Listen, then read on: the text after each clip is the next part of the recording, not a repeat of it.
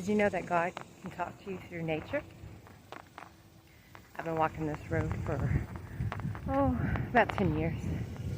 And it's pretty cool how He can show Himself through the creation that He created. And I'm almost to my sunset.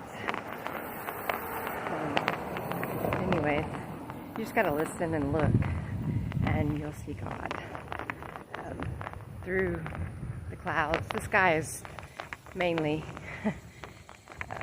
what I see God in, because that's my thing. I love the sky.